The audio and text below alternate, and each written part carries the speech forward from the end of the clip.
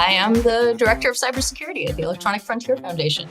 In September, I will have worked at EFF for 15 years, which is, I think, my second longest commitment to anything at all.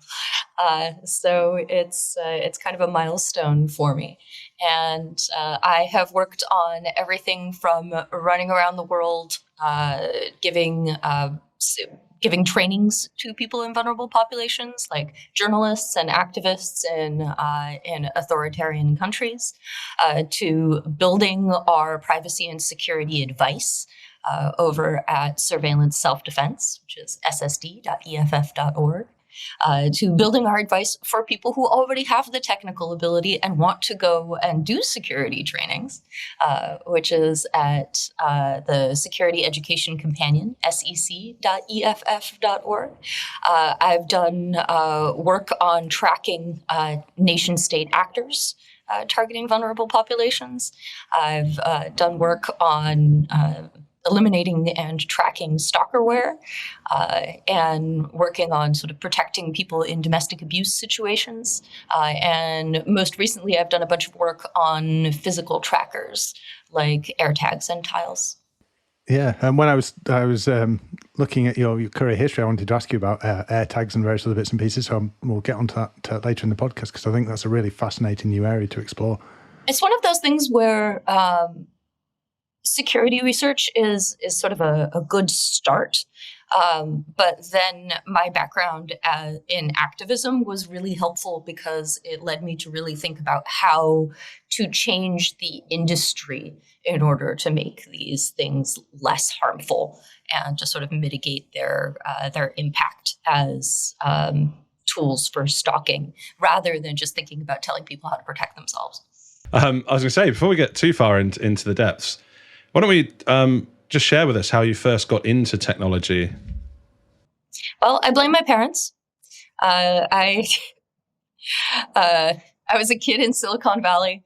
My mom worked in biotech. My dad worked in tech. He was working for Sun Microsystems when I was growing up. My very first connection to the internet was a shell account on his Solaris machine desktop at the office that I had to call into using a 2400 baud modem. And so I ended up learning a lot of really useful technical and systems administration skills simply by being left out as a feral child on the internet and told, "No, figure it out. I trust you got this." And as a result, by the time I was ready to go to college, I already knew my way around, around a shell. I already understood how networks worked, and it turned out that was really useful knowledge for paying the bills. And as you went into that college environment, I believe you didn't go straight into a computer science-based degree. You went into... I did, actually. Did you? Sorry. I went into a computer science-based degree, and I promptly discovered that it had absolutely nothing to do with the things that I already knew how to do. And I was a little put off. And a couple of probably a year and a half into my computer science degree, I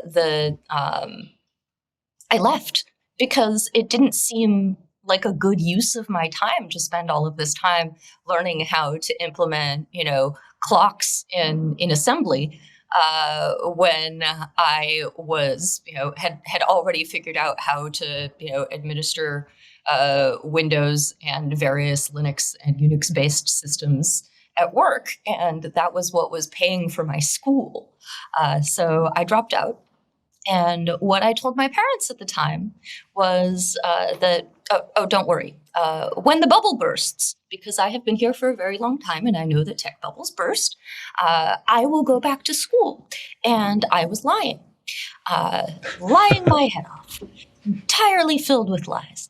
Little did I know that a couple of years later, the bubble would burst, and nobody I knew had a job, including me. And I did go back to school, and I got a degree in political science and international relations. And I got a degree in political science and international relations with an emphasis in Chinese. My plan was to go to law school. And I ended up going to work for EFF and was sort of like, I told the EFF that my plan was to go to law school. That, hey, I'm just putting law school off for a year while I figure out what to do with my life. And they just wouldn't let me leave for 15 years. And that's how I didn't become a lawyer. But that's how the paths into the EFF converged. So you've got the political science side of things, you've got the technical side of things, and also the languages as well. I believe it's not just Mandarin you've also learned Russian in the past? Oh, I grew up speaking Russian. So I sort of got it for free. And then I got French in school. And I would not describe my Mandarin as functional anymore. Now my Mandarin is just embarrassing, like a small lobotomized child. But that's just because I haven't used it in a very long time. I remember doing, work with vulnerable populations during the Arab Spring and trying to decipher just like a bunch of Arabic text and yelling at the screen. I have been told that you could actually hear this from other offices at the EFF at the time. Why? Why did I learn Mandarin? I felt strongly that I had bet on the wrong team.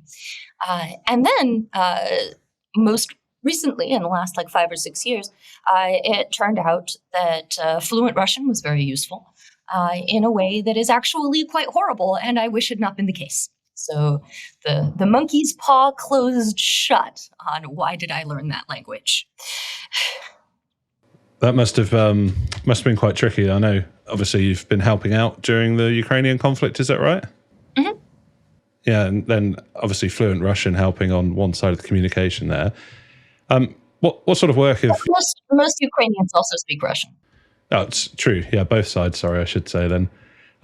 What sort of work have you helped them with? Is it much like humanitarian aid and support?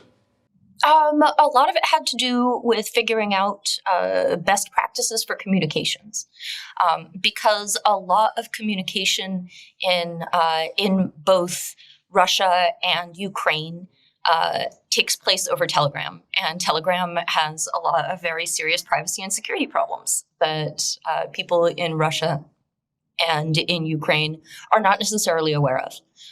So I spent a bunch of time working on that, and hopefully had some impact. But it can be really hard to tell during a war. People, a lot of the time when you're trying to give privacy and security advice to people who are being bombed or who are actively fleeing a country, they have bigger concerns right now. So I would say probably my greatest impact had to do with talking to people who are doing activism inside of Russia, or who were trying to get out of Russia, who had been doing independent journalism, for example. The last of the independent journalists in Russia, nearly all of which have left, and certainly none of which are currently working. Those are all people who needed privacy and security advice really badly, and were in less immediate danger than Ukrainians, and therefore the advice that I could give them might actually be more helpful.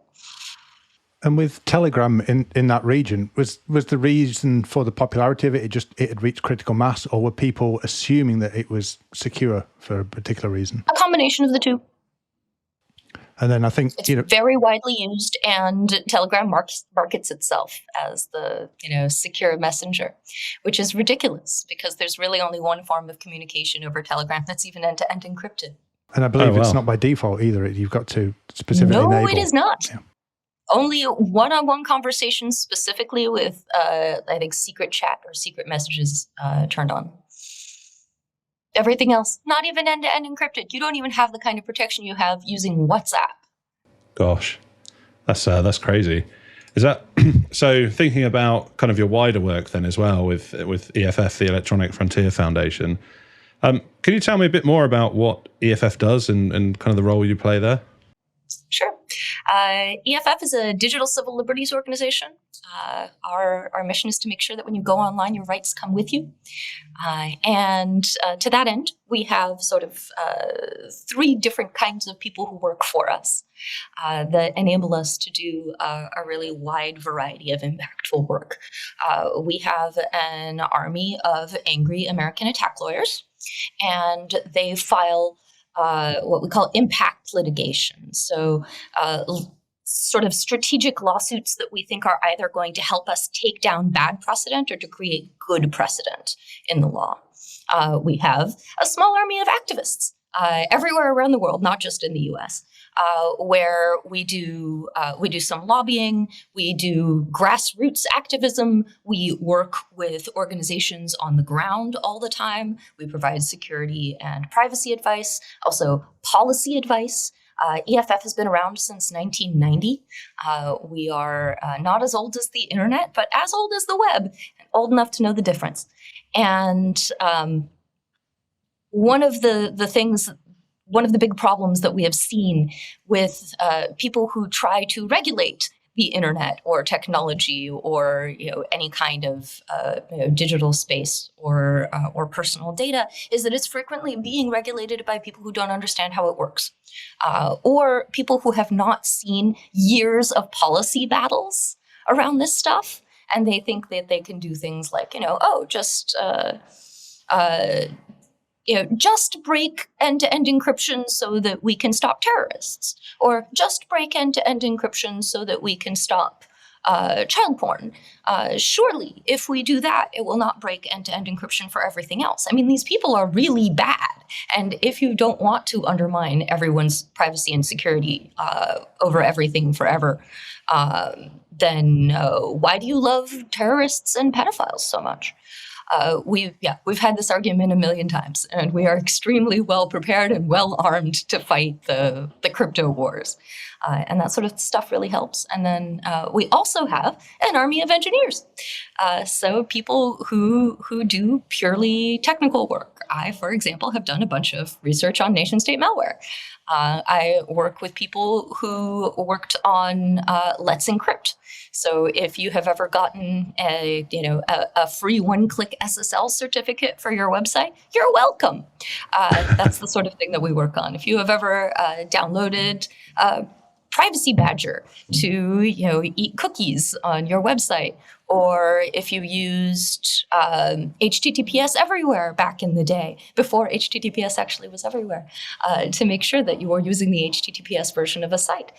So we did a lot of work to encrypt the web, and we do sort of this combination of technical research and building tools that we think are useful and that can really have a big long-term impact on the way that we use the internet. So one of the things that I'm most familiar with you for is the initial APT research and looking into threats around the world. And I think it's really interesting how you've been focusing on vulnerable communities, and as you've explored that area, you found more and more vulnerable communities because you've sort of shifted from the nation-state attacks on journalists and oppressive regimes, and you've now also swung around and covered the sort of less sophisticated threats, but equally dangerous of the more consumer tools that are out there for tracking and monitoring communications in the form of Stalkerware. So would you like just to talk about that journey and how you went from APTs into that area? So people frequently ask me, why did you switch communities? Why did you go from tracking APTs to sort of tracking the spread of Stalkerware? And I think that this is actually the wrong question, because I didn't change communities. I didn't change anything. This is actually all sort of pulling the thread of the same problem. When I started doing research on APTs and publishing it, there was not a robust ecosystem of people tracking APTs that were not very sophisticated. Most of the published work on APTs tracked Five Eyes, Russia, Israel, and China. And there were a couple of different reasons for this, but primarily the reason for it was that they were sophisticated and interesting. And so if you take a look at the Mandiant report, the very first APT report, APT1, it was all about how China had spent several years trying to get into the New York Times in order to unmask the sources behind a series of stories about government corruption. And what was novel at the time, and this was like 2013, so the dinosaurs were roaming the earth. What was novel about Mandiant's report at the time was that they were talking about people who were not sort of, fly-by-night criminals. You couldn't deter them by just being more secure than the guy next door and waiting for the government, the Chinese government to, break into the Washington Post instead of the New York Times. These were people whose job it was to get up and starting at 8 o'clock in the morning, they would start sending phishing emails and they would start knocking on your network. And you cannot deter them by most of the means that we were thinking of as effective at the time. The kind of APTs that I was studying were very persistent, but they were not sophisticated. And so they didn't get a lot of coverage precisely because the kind of people who wrote reports about APTs were writing them in order to demonstrate that they understood sophisticated and powerful actors. This was both sort of a flex by researchers. Why do research on boring research? Why publish stuff about like some boring phishing? But also it was a sign of the ways in which research in private industry was really focused on being sort of advertising for the company that you were working for. The other reason that you publish research is in order to demonstrate that this company has such badass researchers that are able to find such incredible malware that we too can protect you from these spooky, spooky threats. And what falls through the cracks there are,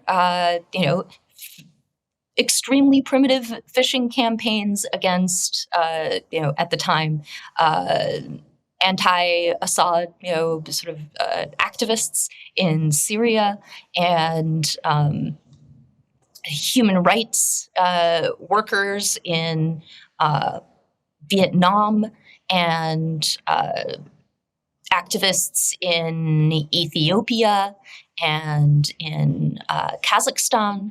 And so I spent several years just tracking those. And frequently the work itself was not very technically sophisticated, but it was very effective. They were definitely owning a lot of activists this way. And so it was really important to get the word out. And when I sort of started doing less nation-state malware work and more work on sort of domestic abuse situations, it came out of two things. The first was that the research landscape really changed over the last several years, and part of this is because the APT landscape changed a lot. On one hand, we saw the APTs move into mobile really quickly.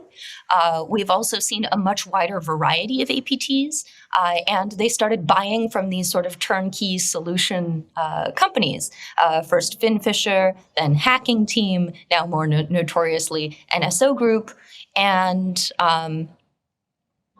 what started happening was that the people who wanted to track sophisticated actors became much more interested in this, and there was a lot more. There are a lot more eyes on the problem. Once there are a lot more eyes on the problem, I start looking for another problem. I really enjoy focusing my work on looking where no one else is looking, and I felt like this was a space that had been, pretty well staked out, and now a lot of security researchers were interested in it, and like why do I need to do more research that somebody else is going to do if I don't do it? So I started looking at Stalkerware. And one of the reasons for that was that one of the guys with whom I had been doing my APT research turned out to be a serial rapist. And there was an interview with one of his survivors. It was a punk girl in New Zealand. And I think it's in Vice. And I read the interview, and the interview really emphasized, both with her and with the other people who spoke out about his behavior, and emphasized how terrified they were. They were really, really scared of this guy. because allegedly he had threatened to hack into all of their machines. So they were worried about their phones, they were worried about their computers, they were worried about their accounts. And I didn't want anybody to ever be that scared again. I was really very deeply and personally offended by this fear. And I spent the next several years doing what I could to mitigate it. Is that the story that inspired you with your quite viral tweet now? If you're a woman who's been sexually abused by a hacker who threatened to compromise your devices, reach out to you and you'll take a look at them. Yes. And after that, I had people reaching out to me for the next 3 years. As Wow. many as like 30 people a day. I couldn't keep track of it all the time. And that was one of the reasons why I helped to found the Coalition Against Stalkerware, and why I spent a lot of time working on sort of a more strategic solution to the problem, because personally helping every person who is worried about their device in a domestic abuse situation, it doesn't scale. No. There is only one me, and I am very tired. So I decided that what I would do was I would change research, I would change user interface, I would change policies, and I would work with the AV industry to make sure that we had better detection for stalkerware, and that people stayed on top of it. And that has proven to be remarkably effective. We've made some very serious inroads in this area. I'm not quite ready to throw my hands up in the air and declare stalkerware dead, but it's limping a bit. And as a result, I get to worry about other things like physical trackers.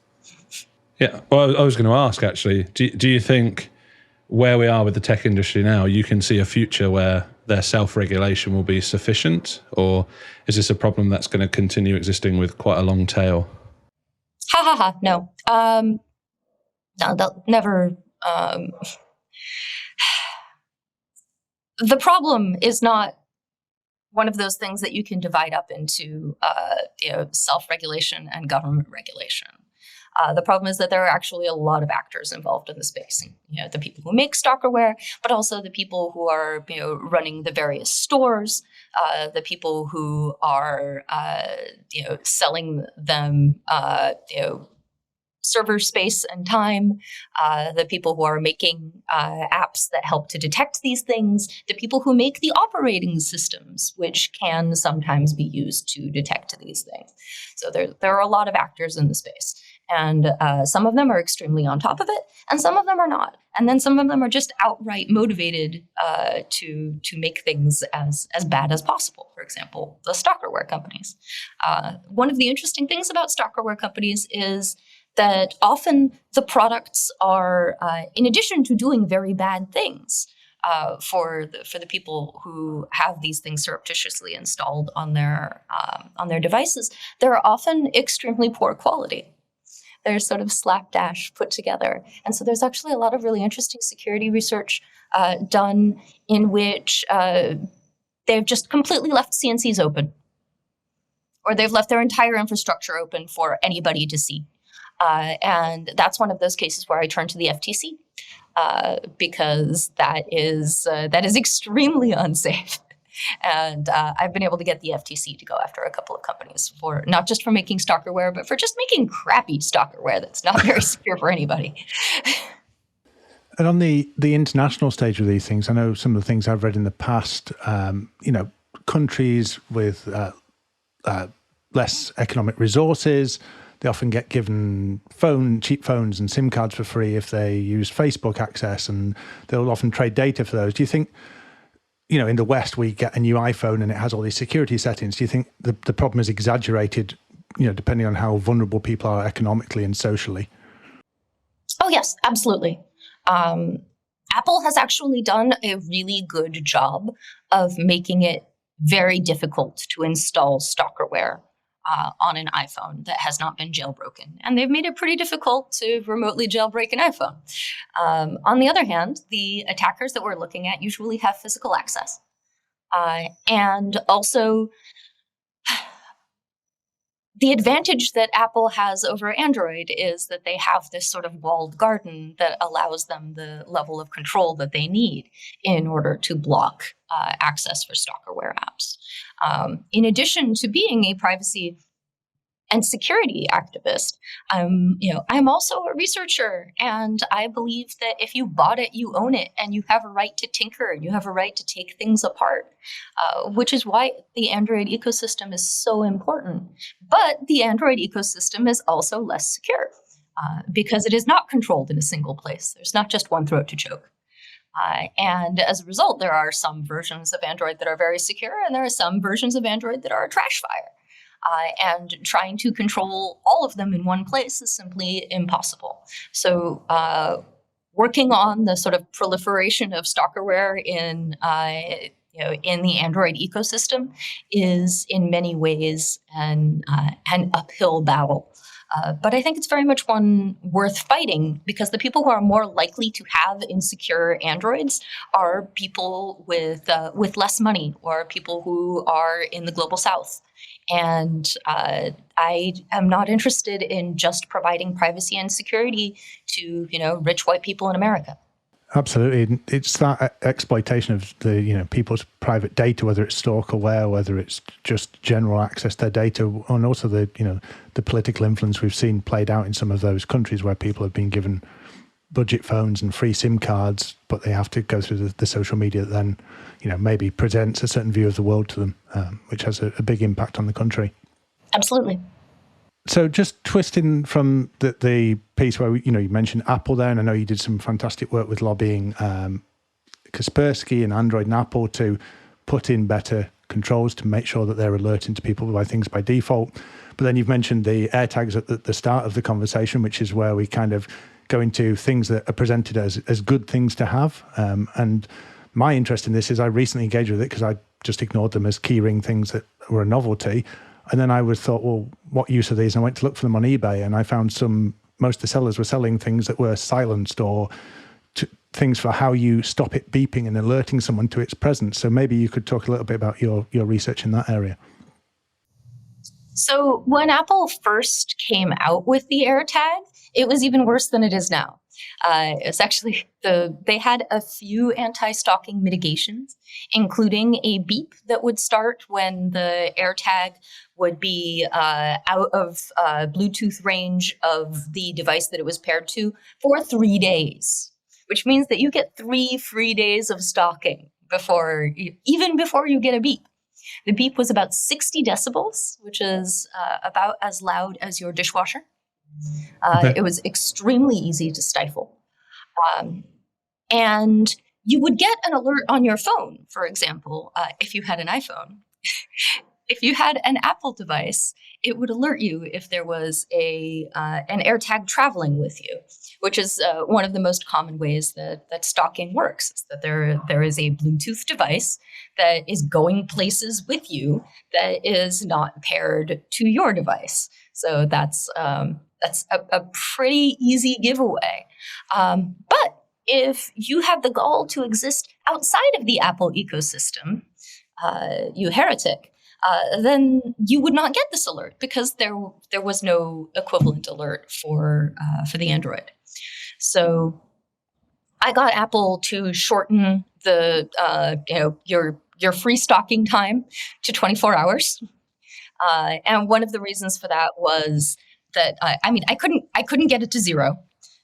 And part of that is because people do spend time around each other and go places together. And we just ran the risk of having alerts going off all the time. And when alerts go off all the time, as you well know, people start ignoring alerts.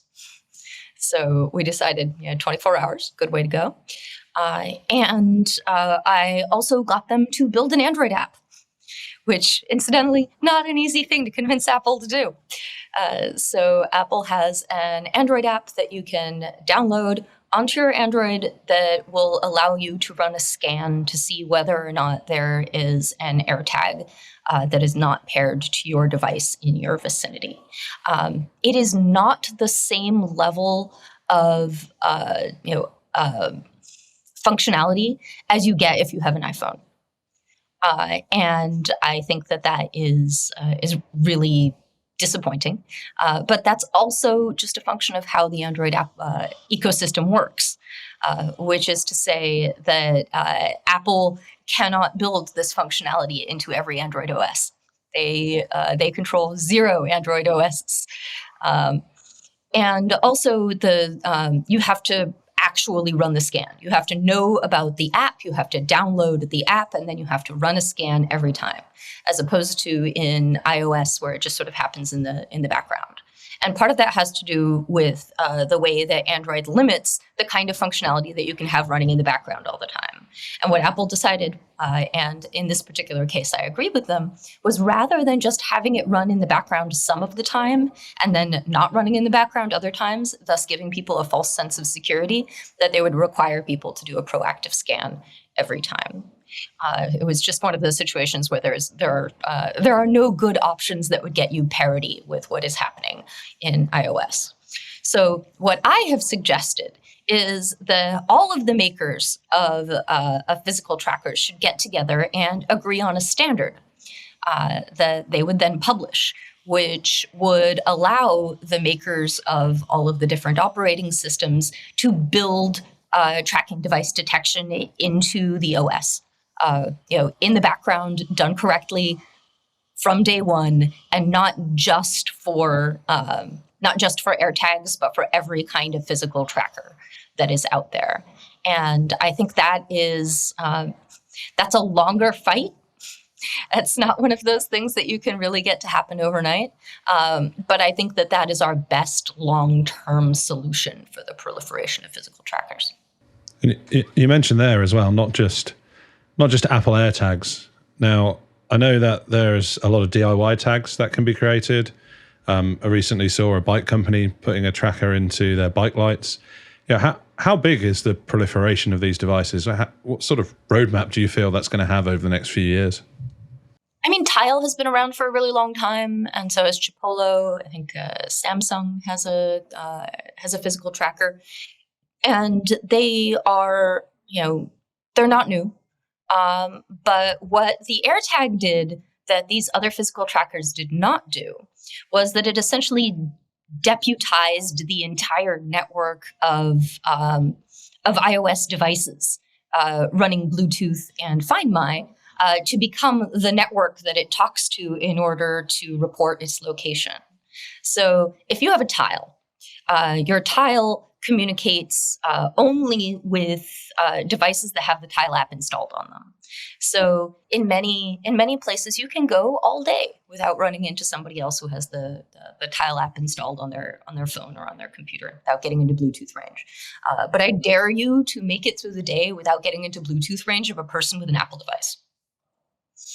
That's just not happening. And especially in cities or in suburbs, the chances that you have just created a much more accurate and robust network of tracking than has ever existed before. And because the network is so much more powerful, I felt it was that much more important to hold Apple to account for having debuted it in such an irresponsible way that really just did not take the stalking concerns into account at all, and especially not for people who exist outside of the Apple ecosystem. They've done a pretty good job of responding. And of course, you would think that in response to all of this, the makers of other physical trackers would be like, we see the error of our ways. We will stop making physical trackers. No, their response has been, we need bigger networks. And so Tile was bought by Life 360. They were talking about entering into an agreement with Amazon to turn every Amazon Echo into part of their network. All of the companies are looking for ways to expand their network. So they all want to turn their products into products with these vast networks that can compete with AirTags. And I can't talk them out of it. And so my best bet is to, if you're going to make your tool more powerful, also make it trackable, also make it transparent. and let's do it in a way that runs in the background by default on people's devices at the OS level, so that you don't need to download an app and run a scan for every single different type of physical device that there is out there, because that is a hellscape. Tile did put out an app for detecting tiles around you. And I think that they've added it as functionality to the Tile app. And that's great. But a solution in which everybody who works in this field has to download every app and then run a scan for every different kind of physical device is just dumb. It comes back to your question of scale, and absolutely. So something as well, thinking through that training, right? It's probably fairly straightforward for IT literate people to understand, download an app and run it. Certainly, I've seen recently your support for the bill passed in Maryland. Do you want to tell us a little bit more about what that was? Sure. So a year or two ago, I was approached by State Senator Barbara Lee in Maryland, and she had seen my TED Talk. I think probably the douchiest thing I've ever said, and she essentially just said, so how can I help? What can I do that would be helpful in this area? And I told her that one of the problems that I kept seeing was that survivors of domestic abuse who had been stalked, who had had stalkerware installed on their phones or on their computers, would then come to the local police and they would say, help! I am being stalked. I'm being tracked. Here is the evidence that I am being tracked. You can see it on my phone. You can see it on my computer. And frequently, what would happen was that it was a crapshoot. How technically sophisticated is the police officer that you are talking to right now is what decides whether or not you get passed off to someone who will then ignore you, or essentially gaslit and told that this is not a problem and you're crazy. There were all kinds of very serious problems for people who were trying to get help. And so I proposed that we should train police in the academy, while they're learning all the other things about policing, about what digital stalking looks like. Everything from physical trackers to stalkerware, because it's not very technically sophisticated. It's not difficult to detect. And you do not need to be a computer forensic specialist in order to see, like, hey, I ran an AV scan and it detected mobile spy. That's pretty brain dead. And they need to know both how to do this, how to recognize it, and what the next steps are that they can take so that they can stop gaslighting people and start helping them. So this bill passed this year. The training is still being sort of put together and written, but next year we should see it implemented. And then after that, I will do some measurement to see whether or not it's actually improved the way that people who are concerned about digital stalking are treated when they go to the police. If it turns out that this is helpful, which is, again, a very slow process with science. It's really tempting to just go, we'll use this as a model bill. Cool, we got it through. Let's implement it everywhere.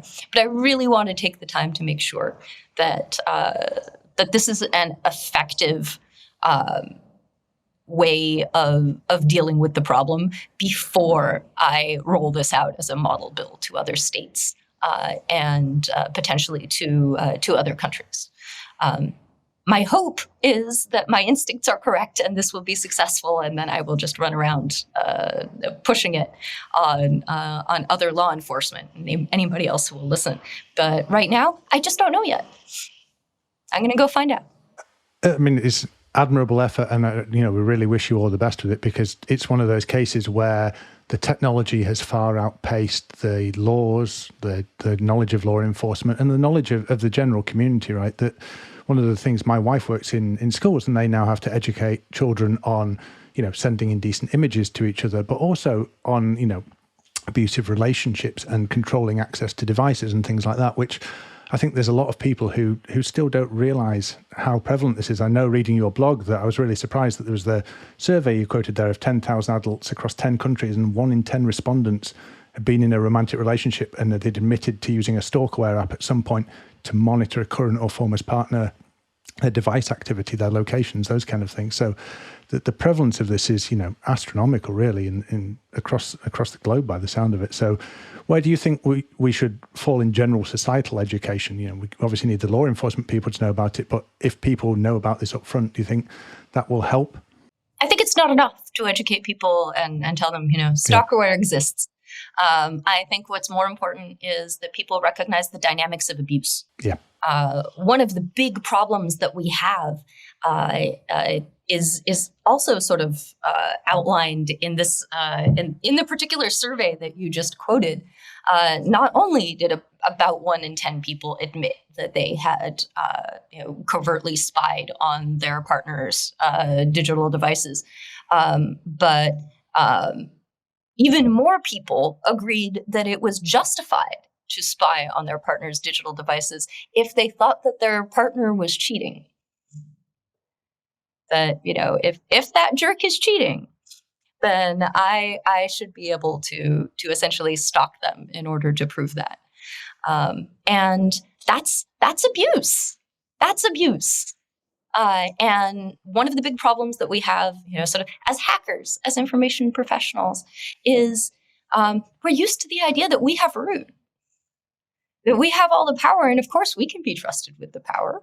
We're the people who find bad guys. Therefore, we are good guys. And we don't treat having, full access to somebody's device as necessarily abusive.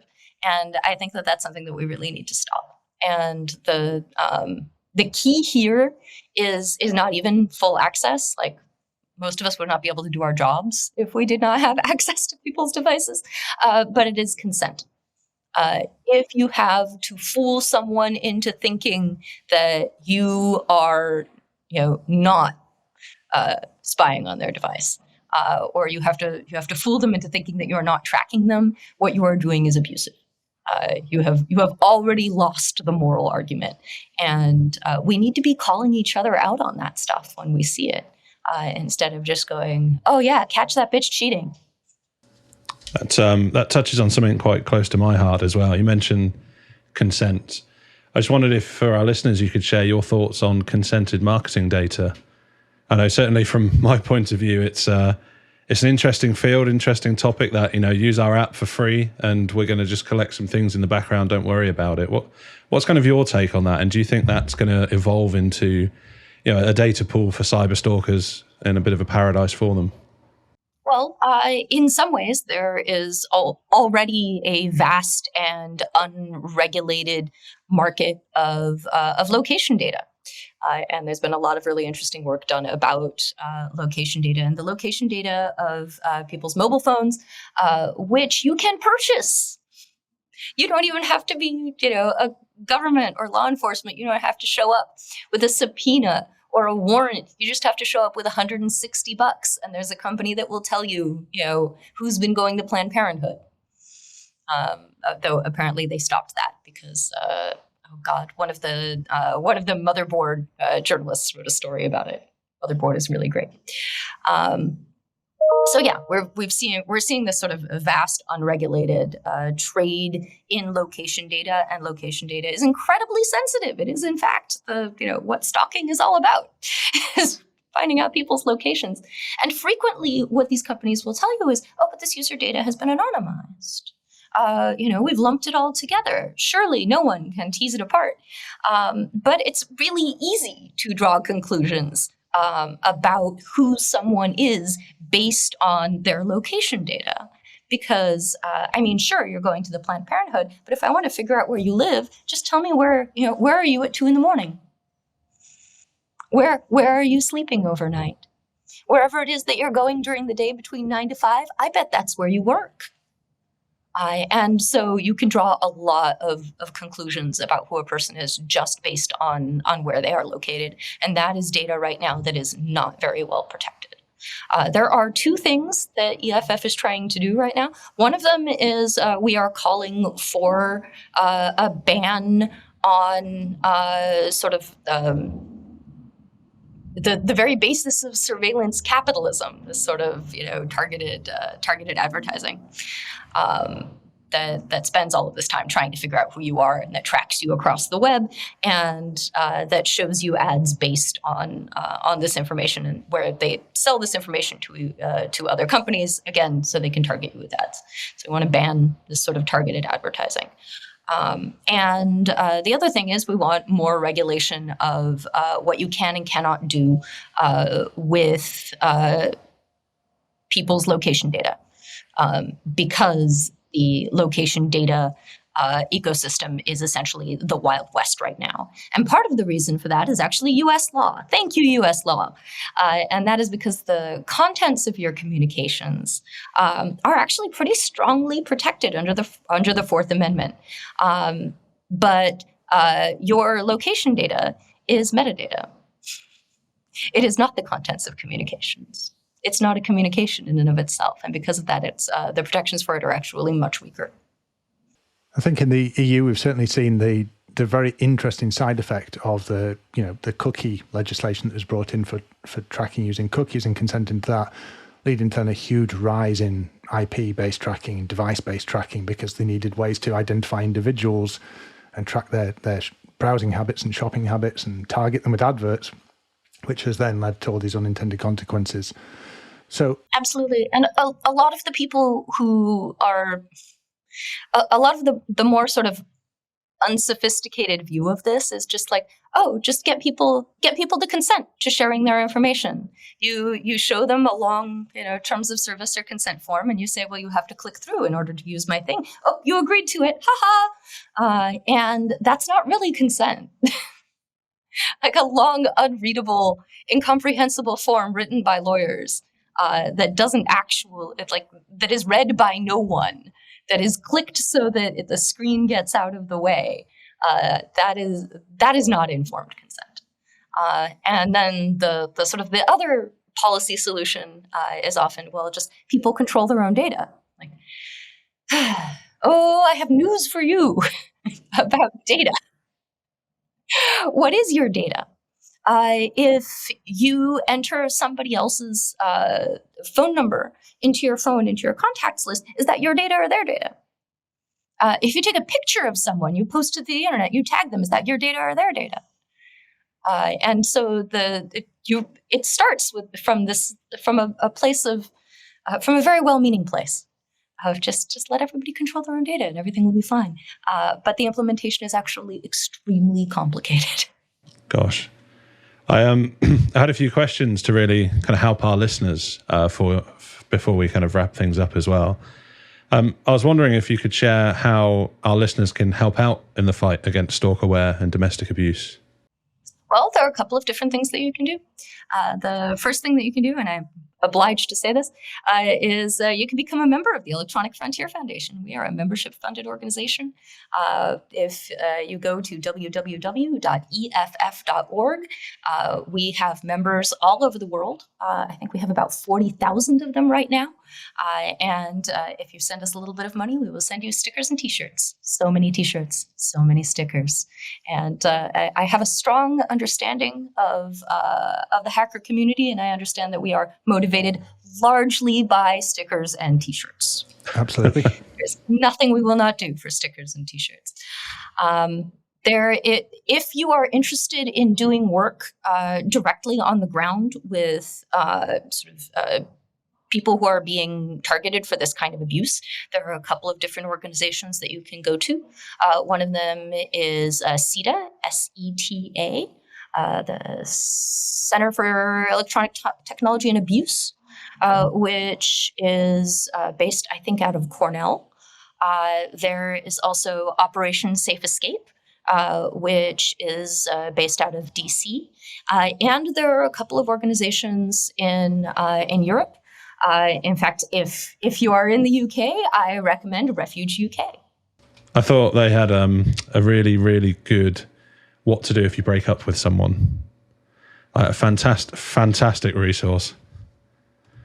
And yeah, for our listeners, if you've not seen that, it's kind of a step-by-step when you end a relationship, how to make sure you can secure and look after your data and remove it from some of the devices that you've potentially shared. So shout out to them as well. One of the other things that I have been doing is sort of lobbying the makers of IoT devices and all kinds of home assistants to make it easier for people to know who is seeing what data, and also to lock somebody out definitively and easily when a relationship ends. I think that a lot of the devices that we're seeing sort of proliferate throughout people's homes right now, most of the smart devices, are built on the assumption that there is that it's being used by a nuclear family in which one person is the administrator who understands how tech works, and then everybody else is sort of a peon, and that the family never changes. And that your trust model never changes. And that's simply not how the majority of households work. I think there's also... You need to be able to break up with your partner and lock them out. Yeah. You need to be able to have a roommate move out and know that they're not going to be controlling your lights next week or your locks. And that's not something that these devices are particularly well equipped to do. And it's not like they can't add this functionality.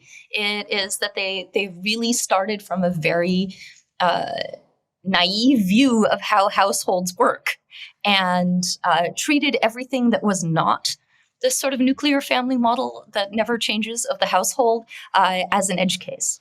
And there's a naivety of the consumer as well, where, there's a naivety within the consumer as well, potentially, that, it's just a thermostat. Well, the thermostat now has a presence sensor in there. It can monitor what room you're in. It can monitor who's connected to the network to control it. And so there's all these pieces of information that people think, well, it's just a thermostat. Well, actually, it can reveal huge amounts of information. Absolutely. Though I do find it less useful to try to do kind of consumer education, because in the end, this just ends up scaring their pants off. And it scares them so much that they don't do anything. It is really common among information security professionals to believe that the way to educate people is to scare the shit out of them. And that's simply not true. If you are going to scare people, you have to follow it out with some sort of empowerment. And you can't leave it up to every ordinary person to become an information security professional in order to have perfectly ordinary tools in their house. And leaving it up to the users, I think, is cruel and unfair. And so what we need to do is we need to change the industries. We need to change the products instead of just yelling at users for not being smart enough. Absolutely, yeah. Yeah, there's that transparency. It leads nicely into our last couple of questions as well. So what would you do differently now if you could step back in time? You go back 20 years and say, let's make some real change that's going to impact the world. What would that be? Oh man, I would have encrypted the web from day one. I would have implemented end-to-end encryption for communications from day one. We're going back 20 years, so I can't stop email from happening. I think we'd all appreciate that on some days. Yes. Email was a terrible idea for a variety of reasons. And I would really have talked to the people who are making these products from the very beginning about focusing and centering the needs of vulnerable populations instead of just imagining the people who are just like them who are going to be using their products, and starting with that from day one. I used to get pushback on things as simple as like, hey, perhaps people might not want to use their real names on Facebook for a variety of reasons. There are journalists and activists and actors and people who are being stalked. And one of the very first things that I heard back from companies back in the day was essentially, oh, those are edge cases. Like, those edge cases make up more than 50% of your users. Jeez. I think I read in the European Parliament kind of bill that they've submitted, or draft bill they've submitted, that the estimated cost is 49 to 89 billion euros. So yeah, it's not an edge case for cyber harassment and cyber stalking. So it's not an edge case when it's at those sort of numbers. I think that's a very defensible position. And I do think that when you're building a social media platform, or indeed if you are building a platform that allows users to talk to one another under any circumstances, your very first thought should be, how is this going to be used to harass people? And often anti-harassment mitigations are sort of tacked on after the product has been debuted, and then harassment happens. Because the people who raise the red flags about harassment in advance are essentially being told that, oh, you're just creating problems that don't exist. You're just making more work for us. The harms haven't actually happened. These are imaginary harms. And this is one of the things that I heard back when the Apple AirTag came out. People were like, why are you so worried about stalking? Nobody's been stalked yet. I'm like, it's been 5 minutes. You are standing on the edge of the cliff. You are about to walk off of the cliff, and I am a cliff specialist telling you that gravity exists. And sure enough, thousands and thousands of people were, in fact, finding AirTags that had been placed by people who were stalking them. And there's just been an endless number of media stories written about these things. Who could have possibly seen it coming, aside from everyone? I think that rounds us into kind of our final question for you. Is there anything else we didn't cover that you want to get out to the world here? I think one of the most important things to keep in mind is, again, that protecting journalists and activists from spying by governments, and then protecting people in domestic abuse situations. And notice that I don't frame this as just a women's issue. Men also get stalked. Non-binary people get stalked. All genders are, subject to abuse. Everyone can end up in an abusive relationship. It is not just a world in which men abuse women. This is actually all part of the same problem. That the problem is really authoritarianism, the authoritarian impulse to spy on people in order to control them. And government spying without your consent is just authoritarianism writ large, and abusive relationships in which a person is spying on their spouse's phone in order to catch them cheating is just authoritarianism written small. And I hate all of it.